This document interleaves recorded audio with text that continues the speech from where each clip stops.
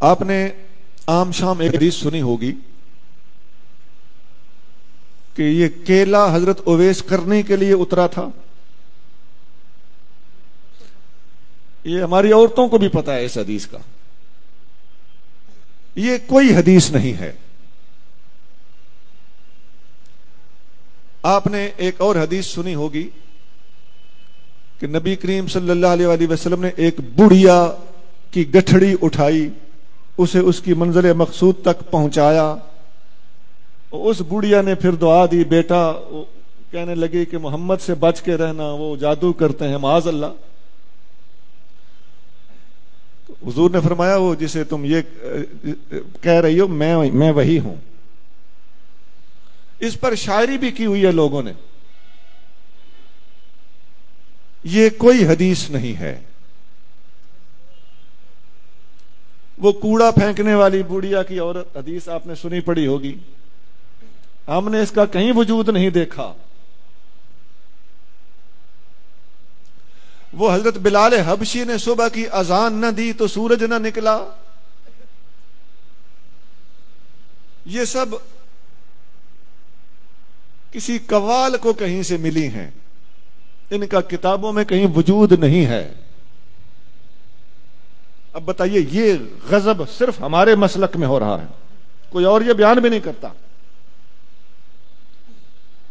وہ ایک جنگ میں صحابہ کرام نے دیکھا کہ فتح نہیں ہو رہی تو مسواک شروع کر دیا, تو کافر کو یوں لگا جیسے منہ میں درخت ڈالے ہوئے ہیں کہ دانت صاف کر کے ہمیں کھا جائیں گے.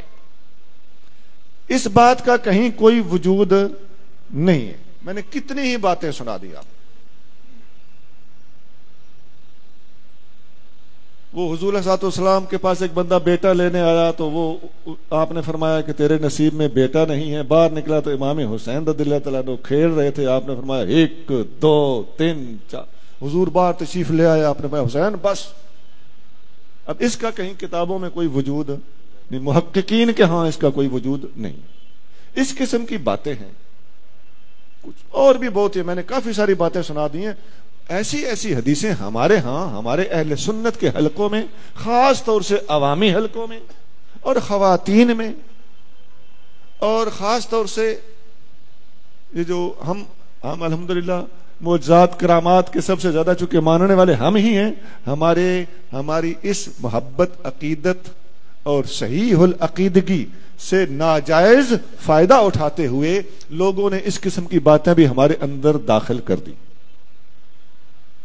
میں نے پوری احتیاط سے کام لیتے ہوئے کچھ باتیں بتائی ہیں.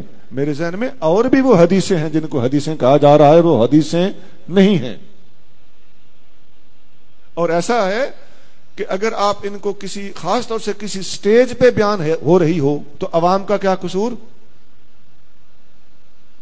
میں اپنے بیٹوں سے درخواست کروں گا کہ حدیث آپ نے کنفرم کیے بغیر کبھی بیان نہیں کرنی, اور اگر کوئی بیان کرے آپ کو پتا ہو کہ یہ حدیث نہیں ہے تو اسے ضرور سمجھانا ہے.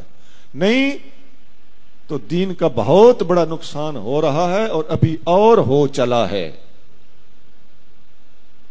جرت کوئی نہیں کرتا کسی کو سمجھانے کی اپنی عزت بچانے کے لیے. جھوٹ بولا جا رہا ہے, اگر آپ سمجھو تو آپ کو کہے گا کہ تیری عقیدت میں فرق ہے, تیری محبت میں فرق ہے. نہیں جناب, یہاں سے ہمیں کوئی راستہ نکالنا ہوگا, ہمیں یہ جرت کرنا پڑے گی, ہمیں حق گوئی سے کام لینا ہوگا. ہمیں فاروق اعظم کی طرح یقول الحق ولو کان مرا, فاروق حق بولتا ہے خواہ کڑوا ہو, اس کا مصداق بننا پڑے گا.